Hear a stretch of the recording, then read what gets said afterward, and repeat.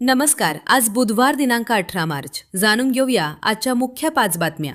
आपण ऐकत आहात मराठी अपडेट समूहाचे दररोज सकाळी 7:30 वाजता प्रसारित होणारे Marathi update morning news podcast.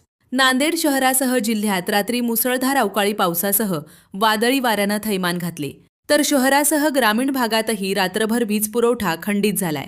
Nanded Pune express हडपसरपर्यंत मर्यादित केल्यामुळे प्रवाशांना प्रचंड गैरसोयीचा सामना करावा लागत आहे. या विरोधात खासदार रवींद्र चव्हाण यांनी केंद्रीय रेल्वे मंत्री अश्विनी वैष्णव यांच्याकडे निवेदन सादर केले.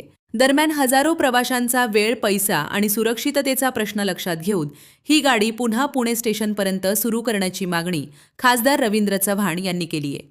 नांदेड येथे श्रेणीवर्धित 500 खाटांच्या जिल्हा सामान्य रुग्णालयाला प्रशासकीय मान्यता देऊन आशियाई विकास बँकेच्या आर्थिक साह्यातून निधी उपलब्ध करून देण्याची महत्त्वपूर्ण घोषणा राज्याचे सार्वजनिक आरोग्य मंत्री प्रकाश आबिटकर यांनी केली.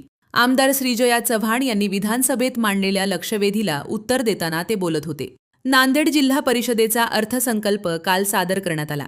जिल्हा परिषदेच्या स्वहा उत्पन्नातून तयार करण्यात आलेल्या सन 2025-26च्या सुधारित व सन 2026-27च्या मूळ अर्थसंकल्पास जिल्हा परिषदेच्या मुख्य कार्यकारी अधिकारी तथा प्रशासक मेघना कावली यांनी मान्यता दिली आहे. एकूण 23,26 लाख रुपयांचा अर्थसंकल्प मांडण्यात आला असून पाणीपुरवठा विभागासाठी सर्वाधिक 4,65 लाख रुपयांची तरतूद करण्यात आली आहे. चेन्नई येथे पार पडलेल्या राष्ट्रीय युवक महोत्सवात स्वामी रामानंद तीर्थ मराठवाडा विद्यापीठाने तब्बल 26 वर्षांनंतर ऐतिहासिक यश संपादन केले.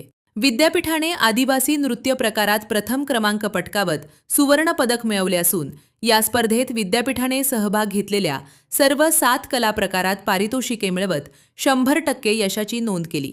या उल्लेखनीय यशामुळे विद्यापीठाचा संघ आता आंतरराष्ट्रीय युवक महोत्सवात भारताचे प्रतिनिधित्व करण्यासाठी पात्र ठरलाय. दररोज सकाळी 7:30 वाजता Marathi update morning news podcast ऐकण्यासाठी मराठी अपडेट पॉडकास्ट यूट्यूब चॅनलला सबस्क्राईब करा. धन्यवाद.